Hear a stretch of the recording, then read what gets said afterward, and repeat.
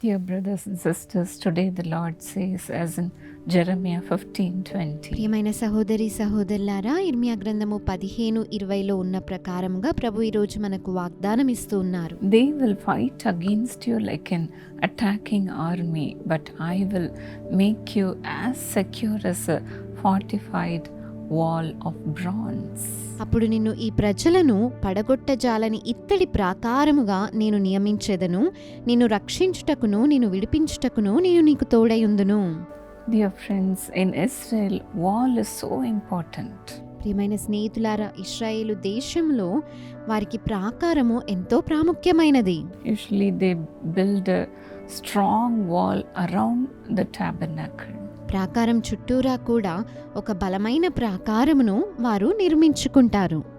They builded protection against an attacking army.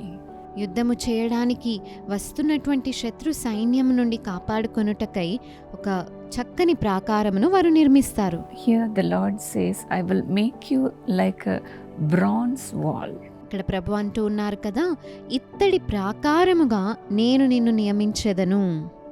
Here the Lord speaks to him spiritually. ఇక్కడ ప్రభు ఆధ్యాత్మికమైన ధోరణిలో మాట్లాడుతూ ఉన్నారు. You will be like a bronze wall, the Lord says. ప్రభు అంటూ ఉన్నారు, నీవు ఇత్తడి ప్రాకారము వలె ఉండెదవు. No one can break a bronze wall. ఇత్తడి ప్రాకారమును ఎవ్వరు కూడా బద్దలు చేయలేరు. Here the Lord means you will be so strong.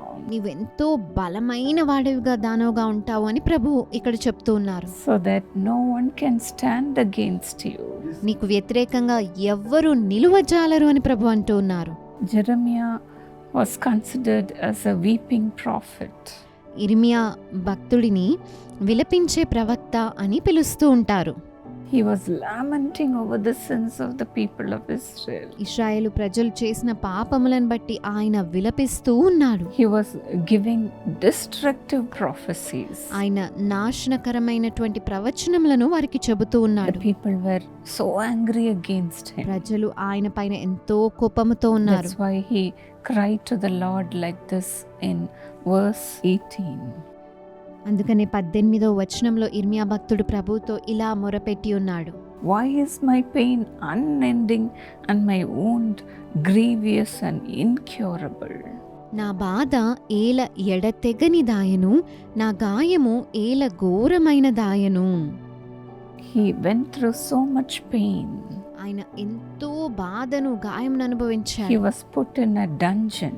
ఆయన ఒక చెరసాలలో పడద్రోయబడి ఉన్నాడు. He was not given proper food. అతనికి సరియైన ఆహారము కూడా ఇవ్వబడలేదు. Just for the purpose of doing God's ministry, he had to suffer. దేవుని పరిచర్య చేస్తున్నాడు అన్న ఒక్క కారణము చేత ఆయన అనేకమైన శ్రమలను ఎదుర్కొన్నాడు.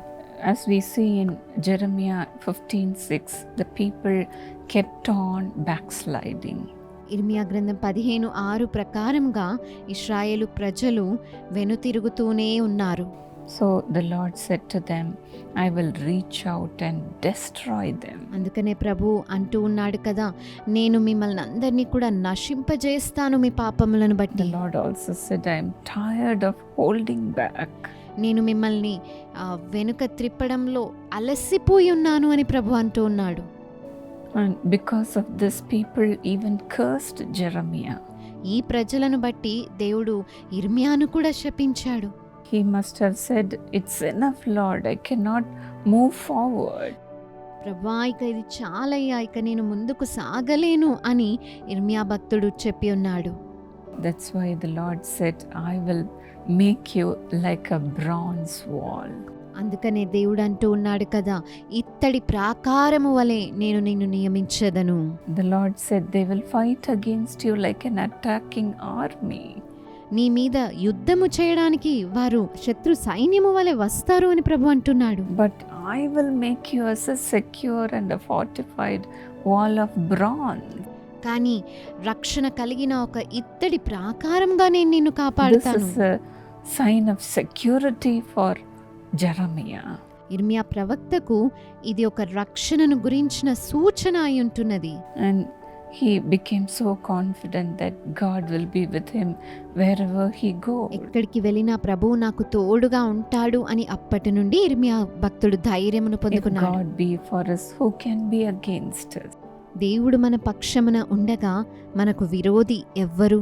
Maybe you are also going through so many challenges, ఒకవేళ మీరు కూడా అనేకమైన సవాళ్లను శ్రమలను ఎదుర్కొంటూ ఉన్నారేమో. attacks after attacks. దాడుల వెంబడి దాడులను ఎదుర్కొంటున్నారేమో. People would be putting you down, ప్రజలు మిమ్మల్ని అనగద్రొక్కాలని ప్రయత్నిస్తూ ఉన్నారేమో. saying you are useless. నీవెందుకు పనికి రాని వాడవు అని ప్రజలు అంటూ ఉన్నారేమో. People might be discouraging you, ప్రజలు నిన్ను నిరుత్సాహపరుస్తూ ఉన్నారేమో. but then stay strong. అయితే ధైర్యము నుండి బలముగా నిలుచునండి. The word of God comes only to you today, dear friend. ప్రియ స్నేహితులారా, ఈరోజు ప్రభు వాక్యం మీ వద్దకే వచ్చుచున్నది. The Lord will make you like a bronze wall. ప్రభు మిమ్మల్ని ఇత్తడి ప్రాకారము వలె చేయనయున్నాడు. People may fight against you, ప్రజలు మీకు వ్యతిరేకంగా పోరాడుతూ but ఉన్నారేమో. nothing can touch you. కానీ మిమ్మల్ని ఏది కూడా తాకజాలదు. Be bold. ధైర్యముగా ఉండండి. God will protect you. ప్రభువే మిమ్మల్ని కాపాడుతాడు. God will rescue you. ప్రభువే మిమ్మల్ని విడిపిస్తాడు, రక్షిస్తాడు. And move forward. ముందుకు సాగండి. Let me pray for you today, my friend. ప్రియ స్నేహితులారా, ఈరోజు మీ కొరకు నేను ప్రార్థన చేస్తాను. Lord Jesus, ప్రభువైన యేసయ్యా, your children also may be crying like this. My pain is so much. నా బాధ ఎడతెగ్గని దాయను అని నీ బిడ్డలు కూడా ఒకవేళ ఈరోజు మొరపెడుతూ ఉన్నారేమో. It's unbearable, Lord. నేను అది భరించలేకపోతున్నాను ప్రభువా. Father, even now, let your strong spirit come upon your people, Lord. తండ్రి, ఇప్పుడు కూడా నీ బలమైన ఆత్మశక్తి నీ బిడ్డలపైకి దిగి వచ్చునుగా అని ప్రార్థిస్తున్నాను. Let not anything put them down. వారిని ఏది కూడా అనగద్రొక్కకూడదు యేసయ్యా. No more discouragement. నిరుత్సాహమిక ఉండకూడదయ్యా. No failure. ఓటమిక ఉండకూడదు. Nothing should hurt them, Lord. నీ బిడ్డలని ఇక ఏది బాధపరచకూడదయ్యా. You be a wall of bronze in them, must. ప్రభువా, వారి చుట్టూరా మీరే వారికి ఒక ఇత్తడి ప్రాకారము వలె ఉండండి. Father, make them strong today. ప్రభువా, ఈ రోజే వారిని బలపరచండి దేవా. Lord, let them know that they are secure in your presence. నీ సన్నిధానంలో వారు ఎంతో భద్రముగా ఉన్నారు అని తెలుసుకుందురుగాక. Father, give them the assurance today, O ఈ God. రోజే వారికి ఆ నమ్మకమును, నిశ్చయతను కలుగజేయండి. Stand with them and fight for them, must. వారి కొరకు నిలబడి మీరే పోరాడండి దేవా. Be beside them as their defender, వారి పక్షమున మీరు వారికి తోడై ఉండండి. as a mighty warrior. బలమైన యోధుడు వలె మీరు తోడుండండి అయ్యా. Father, fight for your children తండ్రి, నీ బిడ్డల నిమిత్తమై పోరాడండి. and give them victory after victory. విజయము వెంబడి విజయమును నీ బిడ్డలకు అనుగ్రహించండి. Let them not be discouraged, O God. వారికి ఎంత మాత్రము నిరుత్సాహపరచబడకూడదయ్యా. Let double portion of honor come upon them. రెండంతల ఘనత వారిపైకి దిగివచ్చునుగాక. Whatever they have lost, let them get it back today. వారు కోల్పోయినవన్నీ కూడా ఈ రోజే వారు తిరిగి పొందుకొనెదరుగాక అని ప్రార్థిస్తూ ఉన్నాము. Thank you, Lord. వందనాలు ప్రభువా. Thank you, Lord. వందనాలు దేవా. For you are putting a crown of honor upon them. ప్రభువా, ఒక మహిమ ఘనత కిరీటమును వారిపైన ఉంచుతున్నందుకై వందనాలు. Keep them as a royal diadem in your hand. నీ చేతిలో రాజకీయ మకుటముగా మీరు వారిని ఉంచుకొనండి. In Jesus' name. యేసు నామములో ప్రార్థిస్తున్నాము. ఆమేన్. God bless you, dear friend. ప్రభు మిమ్మును ఆశీర్వదించుగాక. ప్రియ స్నేహితులారా, Dear friends, we as a family are coming to Sangli, Maharashtra from March 13th to 15th. ప్రియ స్నేహితులారా, మహారాష్ట్రలోని సంగ్లీ పట్టణమునకు మార్చి 13, 14, 15 తారీఖుల్లో మేము కుటుంబముగా రానయ్యున్నాము. On March 14th, we are having partners meeting. మార్చి 14వ తారీఖున పాలిభాగస్తుల కూడికను నిర్వహించబోతూ ఉన్నాము. We'll be praying for you, partners of Jesus Call. యేసు పిలుచున్నాడు పరిచర్య పాలిభాగస్తులైన మీ కొరకు ప్రార్థిస్తాము. We, the Dinakarans, are there for you to pray for you. మీ కొరకై ప్రార్థించడానికై దినకరన్ కుటుంబ సభ్యులమైన మేము అక్కడికి వస్తున్నాము. Most welcome. మిమ్మల్ని అందరినీ ప్రేమగా ఆహ్వానిస్తున్నాము. God bless you. ప్రభు మిమ్మను దీవించుగాక. Precious B. Likith Joshua, happy birthday. మాకు అమూల్యమైన లిఖిత్ జస్వా మీకు జన్మదిన శుభాకాంక్షలు. God bless you richly according to Haggai 2:19. From this day on, I will bless you. హగ్గయి గ్రంథము 2వ అధ్యాయం 19వ వచనం ప్రకారము అయితే ఇది మొదలుకొని నేను మిమ్మును ఆశీర్వదించెదను అన్న వాగ్దానం ద్వారా దేవుడు మిమ్మును దీవించును గాక. Father, bless Likith with great success in the 10th standard and give him salvation and a brilliant future. In Jesus' name. తండ్రి లిఖిత్ కు 10వ తరగతిలో గొప్ప విజయాన్ని మీరు దయచేయండి మరియు రక్షణ ఆశీర్వాదకరమైనటువంటి భవిష్యత్తును మీరు దయచేయమని యేసు నామమున ప్రార్థించుచున్నాను. Father, I pray for Sukumar.